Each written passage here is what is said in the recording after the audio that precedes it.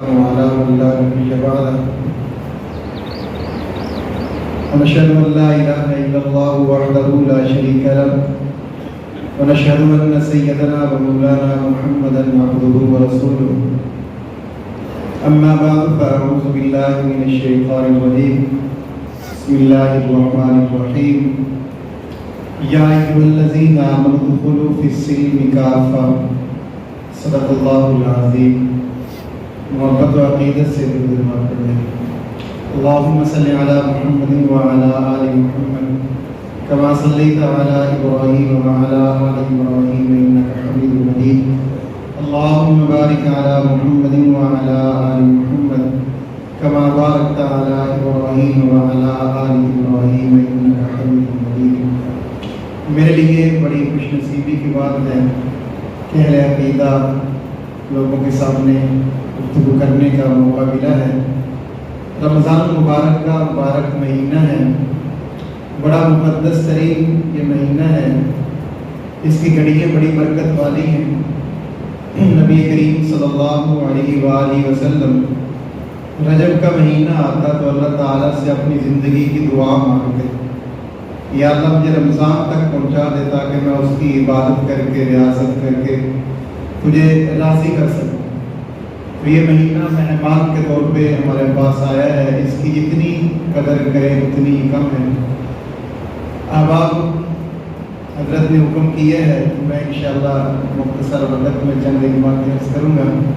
اللہ تعالیٰ نے ساری انسانیت کو، تمام انسانوں کو ایک حکم دیا ہے کہ یا ایھا الذین آمنوا ادخلوا فی السلم کافہ۔ ساری کائنات کے لوگوں سے میں اللہ کا پیغام یہ ہے کہ وہ پورے کے پورے اسلام کے اندر داخل ہو جائیں، پورے کے پورے اسلام کے اندر داخل ہو جائیں۔ اسلام کیا چیز ہے؟ اسلام کسے کہتے ہیں؟ بدقسمتی سے لوگوں نے اسلام کے چہرے کو بسر کرنے کی کوشش کی ہے۔ ایک ظلم ہوا اسلام کے ساتھ کہ اسے مذہب بنا کر انسانیت کے سامنے پیش کیا کہ اسلام مذہب ہے۔ اگر قرآن مقدس سے پوچھیں، حدیث پاک سے پوچھیں کہ جو اسلام اللہ تعالیٰ نے انسانیت کی طرف بھیجا ہے، جناب محمد رسول اللہ صلی اللہ علیہ وآلہ وسلم اسلام لے کر آئے ہیں، وہ اسلام مذہب کے نام سے اس کا تعارف ہوا، فرقہ کے نام سے اس کا تعارف ہوا، تو اس کا یوں جواب ملتا ہے ان الدین عند اللہ الاسلام۔ اسلام کا فرقوں کے ساتھ کوئی تعلق نہیں ہے، اسلام کا مذہب کے ساتھ کوئی تعلق نہیں ہے، بلکہ اسلام وہ ہے ان الدین عند اللہ الاسلام، جو دین کہلائے گا وہ اسلام ہوتا ہے۔ اب مذہب کیا ہے اور دین کیا ہے، یہ بڑی لمبی بحث ہے، میں اسے چھوڑتا ہوں۔ جب تک ہم مذہب میں رہے اس وقت تک ہم نے اسلام کو اپنے انداز سے اپنایا، جس کا جس سمجھ میں آیا اس نے اپنی سمجھ سے اسلام کو سمجھنے کی کوشش کی، جس نے اپنے عقل سے سمجھنا چاہا اس نے اس انداز کو سے پڑھنا شروع کر دیا۔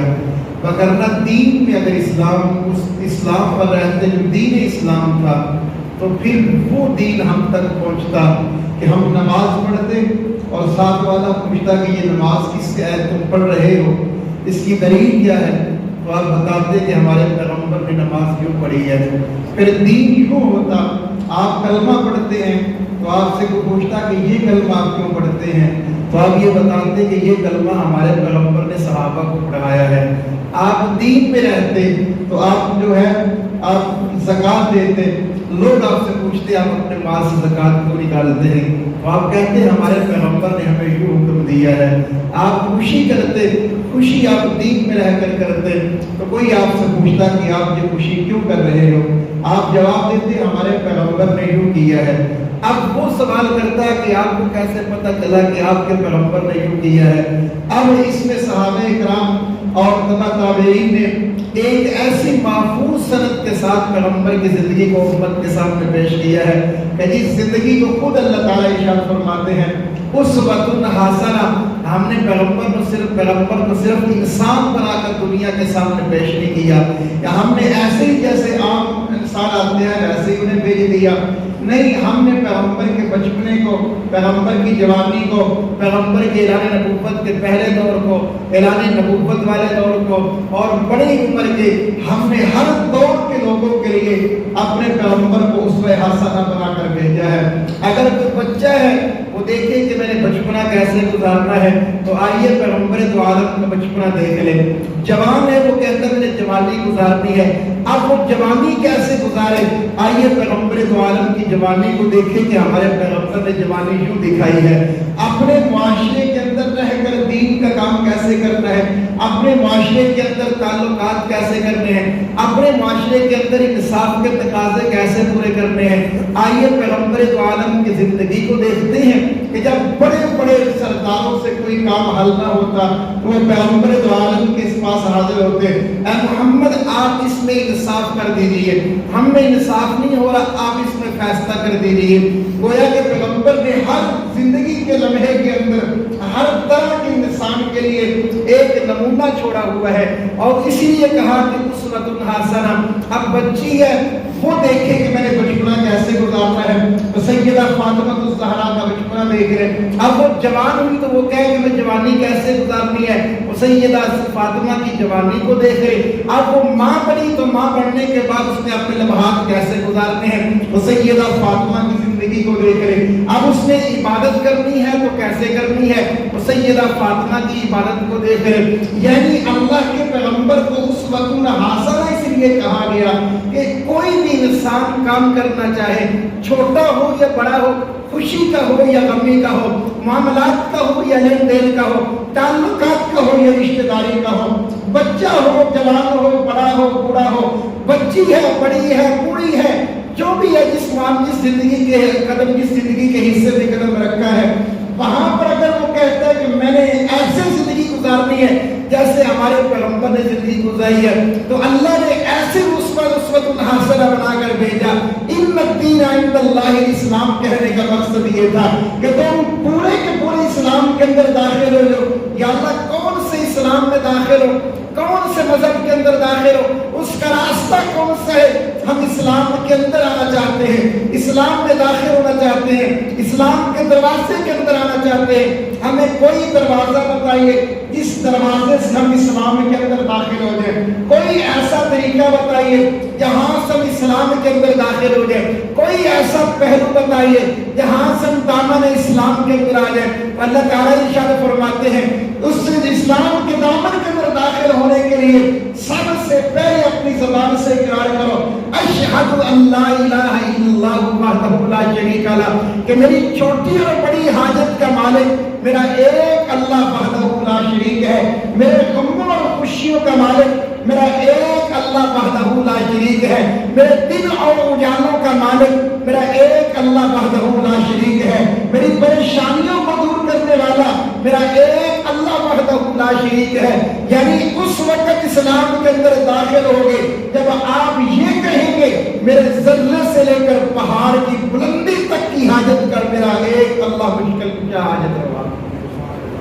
یعنی یہ اسلام کے اندر ہم داخل ہو گئے۔ میں نے عرض کیا کہ اسلام کے اندر اسلام وہ ہے جو ہمارے پیغمبر سے امت کو ملا ہے، ہر ایک لمحے میں پیغمبر نے امت کو سبق دیا ہے، کوئی بھی ایسا کام نہیں ہے ہم کو کرنا چاہے تو ہمیں سنت نہ ملے، کوئی بھی ایسا عمل نہیں ہے ہم کو کرنا چاہے تو طریقہ پیغمبر وہاں نہ ملے، کوئی بھی ایسا لمحہ نہیں ہے ہم کہیں کہ ہم یہاں پیغمبر کی زندگی کو دیکھنا چاہتے ہیں، اللہ نے ویسے ویسے بتا دیا، پیغمبر نے ویسے کر کے امت کے سامنے نمونہ کے طور پر رکھ دیا۔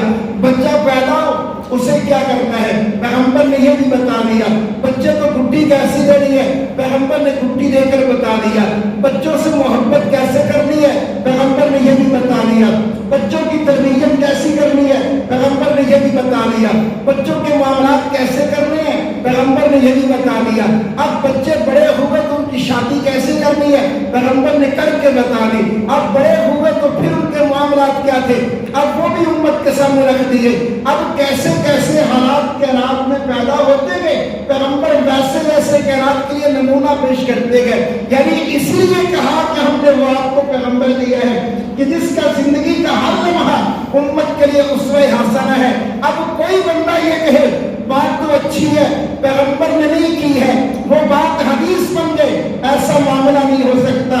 جو کائنات کے لیے اچھے کام تھے, جن میں بھلائیاں تھی, ہمارے پیغمبر نے وہ ساری کی ساری بھلائیاں, وہ سارے کے سارے اعمال اپنی امت کو پہلے ہی پیش کر دیے. وہ پہلے سے اپنی امت کو سارے معاملات جو ہے وہ سارے کے سارے مسائل اچھی چیزیں تھی جو کائنات کے انسانوں کے لیے فائدہ مند اعمال تھے, ہمارے پیغمبر نے وہ امت کو دے دیے ہیں. اب ان کے علاوہ کوئی بھی کتنا اچھا عمل ہو, وہ کتنا اچھا تو ہو سکتا ہے, اگر وہ پیغمبر کا فرمان دیا, پیغمبر نے وہ عمل امت کو نہیں دیا تو اس عمل کی کوئی اہمیت نہیں ہو سکتی. صرف اتنا ہے کہ وہ اچھا عمل ہو سکتا ہے. اگر اس کو شریعت کے طور پر انسانوں کے سامنے پیش کریں گے تو اس کا کوئی بھی اسلام کے اندر دخل نہیں ہوگا. اسلام میں صرف وہ چیز آئے گی جو چیز ہمارے پیغمبر نے امت کو دی, جو حضور سے امت کو ملی ہے. میں نے الحمدللہ پہلے حضرت نے بتایا ہے جامعہ اسلامیہ امدادیہ فیصل آباد سے میری درس نظامی کی فراغت ہے. میرا سارا گھرانہ مسلک دیوبند کے اپنے اس کنیوٹ کے علاقے میں ایک بہت بڑی نمائندگی کر رہا تھا. ہمارے والد صاحب مسلک بریلویت کے خلاف ایک بہت بڑے مناظر تھے, تو ایک عالم بھی تھے الحمدللہ. تو ان کا ہمارے جو یہ علاقہ ہے نیکوکارا سادات کا چکجونڈا روڈ پر گاؤں ہے, الحمدللہ سید ہے, ہاشمی سید ہے ہم. تو ہمارا وہاں پہ ایک مکمل گاؤں ہمارے خاندان کا گاؤں ہے. تو وہاں پر ہمارے بزرگوں نے میاں امداد اللہ رحمۃ اللہ علیہ انہوں نے یہ مدرسہ وہاں پر بنایا تھا. تو 2017 کے بعد مدرسے کی ذمہ داری وہ میرے سپرد ہوئی. میں اس وقت سے تقریباً اسی معلومات میں کہ ہم نے مسلک دیوبند میں پیدا ہوئے, مسلک دیوبند میں پڑھا, تو کیوں نہ ہو کہ اصل حقیقت کو جاننا چاہیے. جو اللہ نے ہمیں اسلام دیا ہے, جو اللہ نے دین دیا ہے, وہ دین کیا چیز ہے. صرف یہ نہیں ہے کہ ہمارے اکابرین نے یہ کہا, ہمارے بزرگوں نے یہ کہا تو وہ دین بن گیا. میں نے عرض کیا بزرگوں کی بات, اکابرین کی بات اچھی تو ہو سکتی ہے, لیکن اگر وہ دین کے خلاف ہے تو وہ دین کی بات نہیں ہو سکتی. اسے چھوڑنا ہی ایمان کا تقاضا ہے. تو میں اس ریسرچ میں لگا رہا. الحمدللہ اللہ تعالیٰ نے مہربانی کی, فضل کیا. یہ اس کا اتنا بڑا کرم ہے جتنا میں شکرانہ ادا کروں میں اس مالک کا اپنی اس نعمت پر شکرانہ ادا نہیں کر سکتا. مجھے میرے مالک نے ہدایت کی بہت بڑی نعمت سے نوازا ہے. اللہ سے دعا ہے اللہ ہمیشہ مجھے اس ہدایت پر قائم رکھے. تو میں نے الحمدللہ یہ آسانی کے دور میں, ایک ہوتا ہے کہ بندہ تنگ ہوتا ہے, گھر سے تنگ ہوا, حالات سے تنگ ہوا, معاشرے سے, اور مالی طور پہ تنگی ہوئی تو کہا کہ مذہب تبدیل کر لوں. میں نے الحمدللہ خوشحالی کے دور کے اندر, اور میری کتابت پروگرام وغیرہ مسلسل میرے چل رہے تھے. جس دن میں نے مسلک اہل حدیث کا باقاعدہ اعلان کیا اس دن بھی میرے 2 پروگرام تھے, یعنی مسلسل پروگرام تھے. ملتان کی مرکزی جامع مسجد کے اندر میری کتابت تھی, 6.5 سال سے میں وہاں کتابت کر رہا تھا.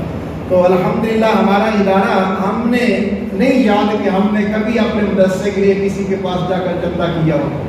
آج تک ہم نے اپنے مدرسے کے لیے چندہ نہیں کیا, نہ میں نے کبھی چندہ مانگا ہے. حضرت شاہ صاحب نے مجھے یہ کہا کہ آپ نے لوگوں کے پاس جانا ہے, تو میں 2-3 دن تو اسی اصرار میں رہا کہ مجھ سے یہ کام نہیں ہوتا, میں نے کبھی کیا نہیں ہے.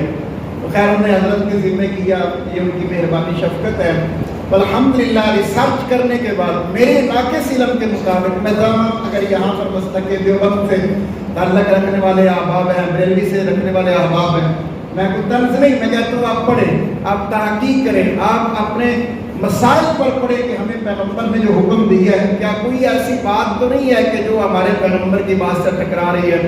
مسلک اہل حدیث کا جو منہج ہے وہ یہ ہے کہ کوئی بھی بات ایسی ہو جو قرآن حدیث سے ٹکرا دے اس بات کو صرف چھوڑ دو, بس اس سے آگے کوئی اور بات نہیں. بس ایک بات ہے کہ جو بات قرآن حدیث کے خلاف ہو اسے چھوڑ دو, قرآن حدیث کی بات کو مان لو. میں نے یہ سمجھا, اس سے پہلے ہمیں تو بتایا جاتا تھا یہ گستاخ ہے, یہ نافرمان ہے, یہ مانتے نہیں ہیں, یہ بہت بڑا فتنہ ہے, نعوذ باللہ. یہ سارے ہم نے اسی دفاع کے لیے آج تک کام کیے ہیں. لیکن جب ہم نے پڑھا ہے تو میرے خیال میں اگر اس کہ اگر اس دنیا میں اس معاملات میں کوئی بھی انسان راہ ہدایت کو تلاش کرنا شروع کر دے اور وہ یہ کہ مجھے سیدھا راستہ مل جائے، میں سیدھا راستہ تلاش کرنا چاہتا ہوں، تو اگر تحقیق کرے گا پڑھے گا تو اسے ایک ہی مسلک سچا ملے گا جو مسلک اہل حدیث الحمدللہ۔ میرے والد صاحب رحمۃ اللہ علیہ کے پاس ایک دیہاتی بندہ ہے، تو اس نے کہا کہ مجھے نہ قرآن پاک دے ترجمے والا، میں نے قرآن پاک پڑھنا ہے۔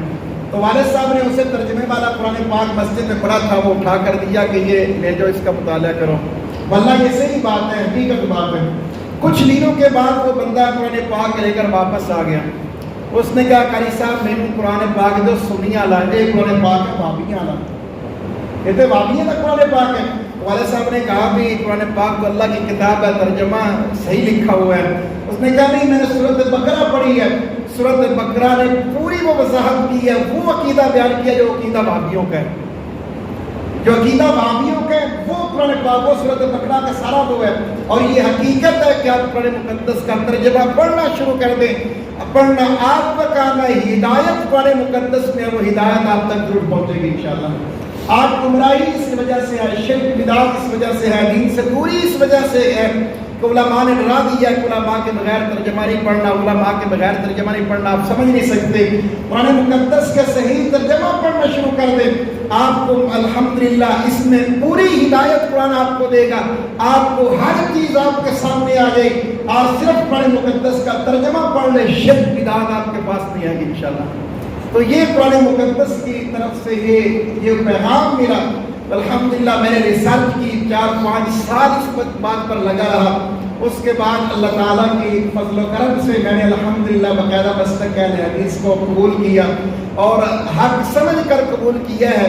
اس پر مجھے بہت ساری تکالیف بھی آئی، 2-4 پرچے بھی، ابھی بھی تاریخیں چل رہی ہیں عدالت میں، تو اس کے علاوہ دھمکیاں دی گئی، 1-2 دفعہ راستہ روکا گیا، لالچ دیا گیا، ہر طرح سے کہا کہ یہ ہمارا مرکز ہے دیوبند کا، واپس لے۔ میں نے ان کے سامنے مسائل رکھے، میں نے کہا یہ مسئلے پیش آئے، میں نے حضرت سے ڈسکس کر رہا تھا، میں نے میری باقاعدہ بات ہے، میں نے کہا یہ حدیث یہ کہتی ہے، فقہ کا مسئلہ یہ کہتا ہے، ان دونوں میں سے جو غلط ہے وہ آپ بتا دیں، آپ یہ کہیں کہ حدیث غلط ہے، یہ کہ فقہ کا مسئلہ غلط ہے، دونوں میں سے کسی ایک کو تو غلط کرے نا۔ حدیث کہتی ہے کہ یہ کام ٹھیک ہے، فقہ کہتی ہے کہ اس کے مقابلے میں یہ کام کرو۔ اب آپ بتائیں کہ فقہ کے مسئلے کو مانیں یا حدیث کے مسئلے کو مانیں، دونوں میں سے کوئی ایک بات تو ماننے نا۔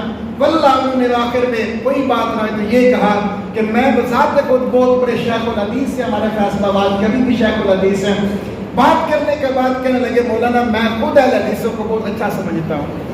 پہلے بہت غلط بولا، بعد میں کہتے ہیں کہ میں خود اہل حدیثوں کو بہت اچھا سمجھتا ہوں۔ ایک اور ہمارے مفتی صاحب سے میں نے رفع الیدین کے حوالے سے ان سے بات کی، میں نے کہا کہ آپ بتائیں کہ پیغمبر دو عالم صلی اللہ علیہ وسلم کا ساری زندگی رفع الیدین حضور نے اس کے بغیر نماز پڑھی ہے کہ نہیں پڑھی؟ آپ بتائیں مجھے حضور نے ساری زندگی رفع الیدین کے ساتھ نماز پڑھی ہے؟ انہوں نے کہا جی میں اس بات کو مانتا ہوں کہ حضور نے ساری زندگی رفع الیدین کے ساتھ نماز پڑھی ہے۔ کہ ہمارے مفتی صاحب ہیں چنوڑ کے تبلیغی جماعت کے بڑے مفتی ہیں مفتی انوار الحق صاحب، میری ان سے اس بات پر کافی دفعہ بحث ہوئی، انہوں نے بھی اعتراض شکوہ کیا کہ آپ ہمارے مسلک کے خطیب تھے، نوجوان تھے، آپ نے یہ کیا کیا، آپ نے ہمیں شرمندہ کر دیا۔ میں نے کہا آپ پیغمبر کی نماز کو اٹھائیں اور مجھے بتائیں کہ پیغمبر نے ساری زندگی رفع الیدین کے ساتھ نماز پڑھی جیسے ہم پڑھتے ہیں ویسے پڑھی ہے؟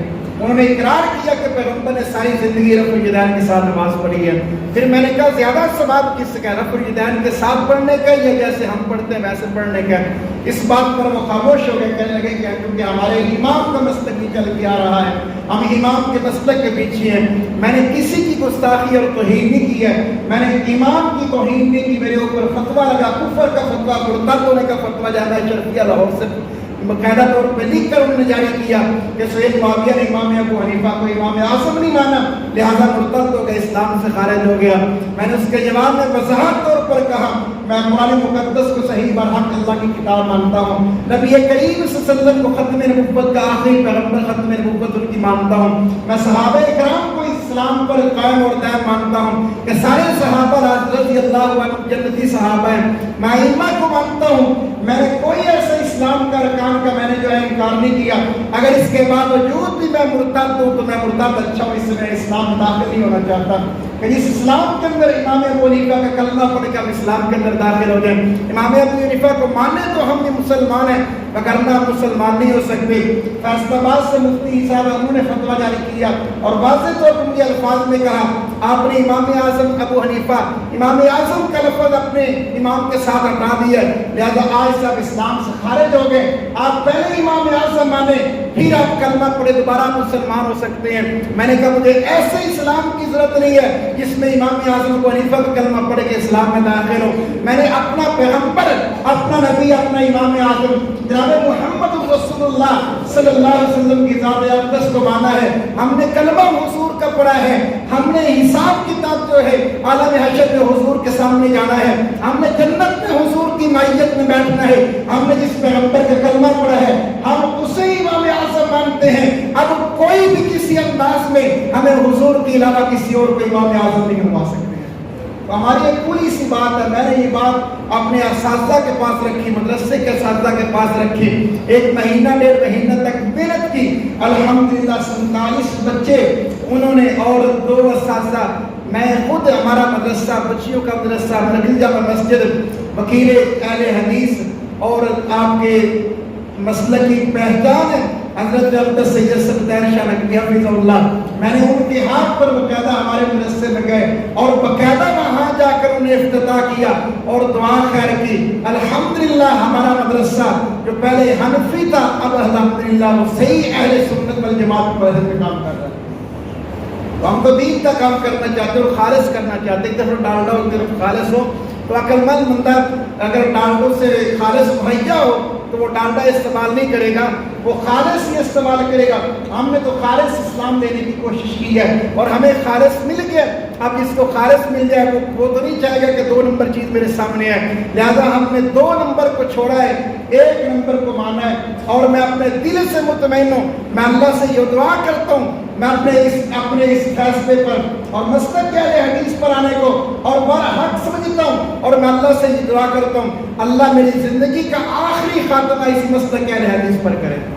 میں تو اللہ سے دعا کرتا ہوں اگر ہم شرمندہ ہوتے، ہمیں کوئی لالچ ہوتا، ہمیں کوئی لالچ نہیں ہے. کہا گیا کہ اس کو 2 کروڑ روپیہ دے کے خریدا گیا ہے، اس کو خرید لیا گیا. میں نے کہا کہ 2 کروڑ کے بدلے میں نہیں، میں تو جنت کے بدلے میں اپنے آپ کو میں نے بیچا ہے. میں نے تو اسلام کے بدلے میں بیچا ہے. میں نے تو اپنے آپ کو سیدھا راستہ ملا تو میں نے اس راستے کے لیے اپنے آپ کو بیچا ہے. آپ کہیں کہ اس نے پیسوں کے لیے بیچ دی ہے. ساری زندگی کا ہم پیسوں کے لیے تھوڑے ہی ہوتے ہیں. کوئی بندہ اپنا مذہب تبدیل کر لے پیسوں کے لیے، کوئی بندہ جو ہے اپنی عزت کو بیچ دے پیسوں کے لیے. سارے معاملات پیسوں کے لیے نہیں ہوتے ہیں. کچھ فیصلے آخرت کے لیے ہوتے ہیں، خالص اللہ کی رضا کے لیے ہوتے ہیں، خوشنودی کے لیے ہوتے ہیں. اور ہم نے الحمدللہ یہ فیصلہ خالص اللہ کی رضا اور خوشنودی کے لیے الحمدللہ کیا. اللہ تعالیٰ ہم سب کو صحیح کامل مسلک کے حق مسلک اہل حدیث پر رہنے کی اور اس پر زندگی گزارنے کی توفیق عطا فرمائے. تو ایسے معاملات جیسے ہم نے مسلک اہل حدیث کی طرف ہم نے اپنا اعلان کیا تو جتنے ہمارے رات کے تعاون کرنے والے سب نے چھوڑ دیا.